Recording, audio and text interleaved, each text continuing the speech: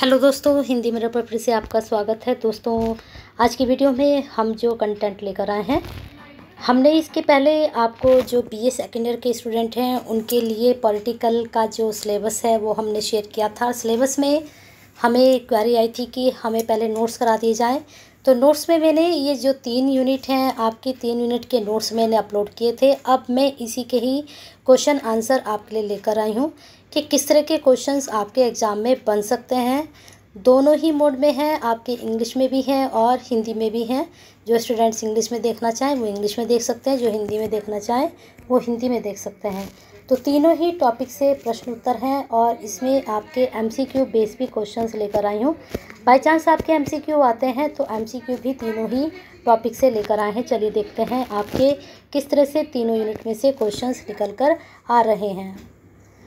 तो इसमें जो अभ्यास प्रश्न है, दीर्घ उत्तरीय प्रश्न आपके कैसे आ सकते हैं। दीर्घ उत्तरीय का मतलब होता है लॉन्ग आंसर। तो इसमें पहला क्वेश्चन कैसे बन सकता है। अब आपको बता दें कि जो संवैधानिक विकास है 1919 वाला भी है और उसके बाद का भी है, तो दोनों ही टॉपिक अलग अलग हैं। तो 1919 के भारत सरकार अधिनियम की प्रमुख विशेषताओं का वर्णन कीजिए। मॉन्टफोर्ट सुधारों ने भारत में शक्तिहीन संसद की स्थापना की, इस कथन की विवेचना कीजिए।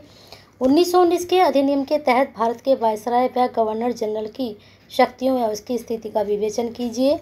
आगे फिर क्वेश्चन बना है फोर्थ क्वेश्चन लॉन्ग में ही।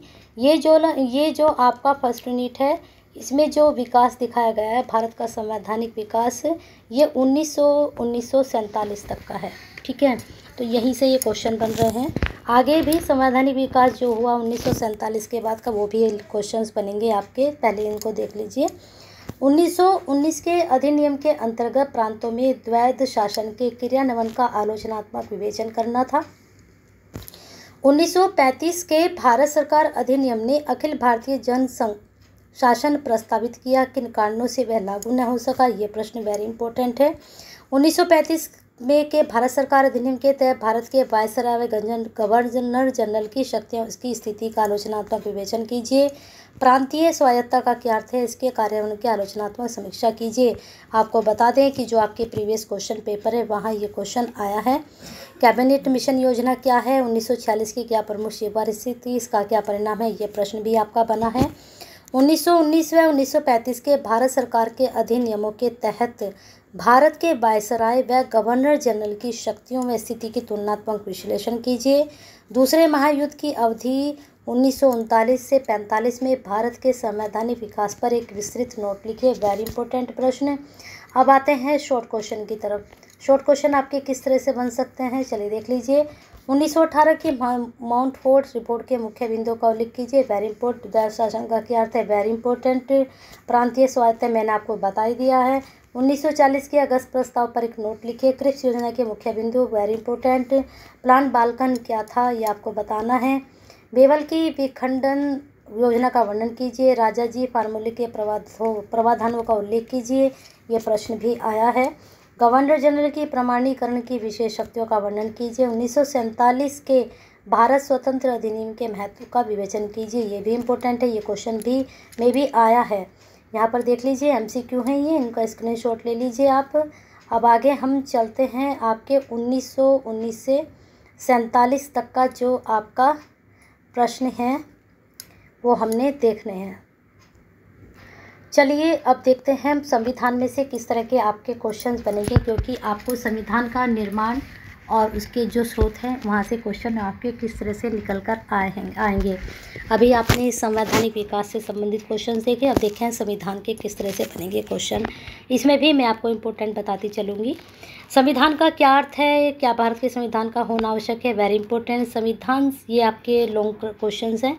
संविधान सभा के गठन का वर्णन कीजिए, उसके योगदान का विवेचन कीजिए। भारतीय संविधान के मुख्य स्रोत का वर्णन कीजिए। 99 इसको मान के चलिए। भारतीय संविधान की प्रमुख विशेषताओं का उल्लेख कीजिए, 99 में इसको मान के चलिए। या भारतीय संविधान एक सजीव दस्तावेज है, 99 क्वेश्चन इसको मान के चलिए। चलिए आगे चलते हैं। अब आते हैं शॉर्ट क्वेश्चन पर। शॉर्ट क्वेश्चन में किस तरह के बनेंगे यहाँ पर। संविधान में संवैधानिक व्यवस्था में अंतर स्पष्ट कीजिए, वेरी इंपॉर्टेंट। भारत की संविधान सभा पर एक नोट लिखिए, वेरी इंपॉर्टेंट। संविधान की प्रस्तावना का महत्व बताइए, वेरी इंपॉर्टेंट। हमारे संविधान निर्माण पर देश के विभाजन का क्या प्रभाव पड़ा, वेरी इंपॉर्टेंट। भारत की संवैधानिक व्यवस्था से संबंधित प्रथाओं का उल्लेख कीजिए। तो 1 से लेकर 4 तक के प्रश्न बहुत ही महत्वपूर्ण हैं, ज़रूर तैयार कर लीजिए। और यहाँ पर भी आपका फर्स्ट, सेकंड, थर्ड, फोर्थ और फिफ्थ 5 प्रश्न बहुत ही महत्वपूर्ण हैं, ज़रूर तैयार कर लीजिए। चलिए अब आगे यहाँ पर ये MCQ बेस प्रश्न हैं आपके, यहाँ पर भी ये थोड़े से MCQ हैं आपके प्रश्न, इनको आप चेक कर सकते हैं। MCQs में भी अगर आते हैं तो आपको कोई परेशानी नहीं होगी। एक दूसरी बात और मैं आपको बताना चाहूँगी कि आपके जो प्रश्न हैं, लास्ट ईयर जो पेपर आया था वो MCQ बेस ही आया था। तो जो आपकी 2020 और 21 वाली प्लेलिस्ट है BA सेकेंडरी की, जिसमें कम से कम 75 के आसपास सभी क्वेश्चंस हैं, सभी के हैं, चारों सब्जेक्ट के। तो अगर आपके पास चारों में से कोई सा भी सब्जेक्ट है, या तो आपके पास हिंदी या हिस्ट्री या फिर इको या फिर सोशलॉजी या फिर आपके पास जो है इंग्लिश के भी शायद अपलोड किए थे हमने, तो 4 सब्जेक्ट तो आपको मिलेंगे ही। वहाँ पर MCQ भी बहुत सारे हैं, और जो आपके previous question paper MCQ base आए थे वहाँ से क्वेश्चंस आपके आ सकते हैं। तो ये पैटर्न, अब जैसे हमारा हिंदी का पैटर्न है, वहाँ 10 क्वेश्चंस आने ही आने हैं MCQ, तो स्टूडेंट्स को तैयारी करने हैं। तो आपने अपने सब्जेक्ट के जो टीचर्स हैं उनसे आप पता कीजिए कि आपके MCQ आएंगे या नहीं आएंगे, ठीक है, तो उन्हें पैटर्न पता होगा। चलिए बने रहिए हिंदी मिरर के साथ। बाकी अगर MCQ नहीं आते हैं तो लॉन्ग शॉर्ट क्वेश्चंस हम आपको कराए रहे हैं, तो आप तैयारी अपनी करते रहिए। और हिंदी मिरर से अगर अभी तक नहीं जुड़े हैं तो जुड़ जाइए, बेल आइकन हिट कर लीजिए, सब्सक्राइब कर लीजिए, जिससे नई वीडियो के नोटिफिकेशन आपको टाइम से मिलते रहें। और जो मैंने अभी आपको कराया था, जो आपकी मैंने संवैधानिक विकास में से क्वेश्चन कराए थे, उसमें से एक नज़र और हम डाल लेते हैं कि कौन से इम्पोर्टेंट क्वेश्चन वहाँ से बन सकते। चलिए देखिए, यहाँ पर जो लॉन्ग क्वेश्चन में आपका इम्पोर्टेंट क्वेश्चन बन सकता है, एक तो यही 1919 के भारत सरकार अधिनियम की प्रमुख विशेषताएं। एक मोनफोर्ड सुधारों के बारे में हमेशा पूछा जाता है, तो ये भी आप तैयार कर लेना, ठीक है। शॉर्ट में देख लेते हैं और किस तरह के क्वेश्चंस बन सकते हैं आपके एग्ज़ाम में। पहले आप लॉन्ग में ही देख लीजिए, द्वैध शासन के बारे में भी ज़रूर पढ़ लीजिए। शॉर्ट में यहाँ पर लॉन्ग में एक प्रांतीय स्वायत्तता का अर्थ, ये भी पढ़ लीजिए। शॉर्ट में हम देख लेते हैं, शॉर्ट में मोनफोर्ड आ गया है, द्वैध शासन भी आ गया, प्रांतीय स्वायत्तता भी आ गई है, और क्रिप्स योजना के बारे में भी आप पढ़ लेना। राजाजी फार्मूला ये आया था, ये यहाँ पर MCQ बेस में भी ये पूछा गया था, मेरे अच्छे से अभी याद आया है कि राजाजी फार्मूला ये जो है आपके जो MCQ बेस जब पेपर चल रहे थे वहाँ पर भी इसके बारे में पूछा गया था, तो इसको अच्छे से पढ़ लेना। चलिए बने रहिए हिंदी मिनट के साथ। तो इतनी मेहनत के लिए और आप तक वीडियो पहुंचाने के लिए एक लाइक तो बनता है, शेयर कीजिए ज़्यादा से ज़्यादा सभी स्टूडेंट्स के लिए, चाहे first year, second year, third year. Video आपके पास पहुंचती है तो शेयर जरूर करें, लाइक ज़रूर करें, और कमेंट बॉक्स में क्वेरी सेंड करते रहिए। कुछ सब्जेक्ट की इस तरह की क्वेरीज आ रही हैं, जैसे डिफेंस वाले पूछ रहे हैं कि मैडम पेपर, तो डिफेंस का हमें कहीं तक कुछ पता नहीं है, उसके लिए हम आपसे सॉरी बोलते हैं। बाकी आपकी और भी कोई सब्जेक्ट हो तो उसके बारे में आप ज़रूर बताइए।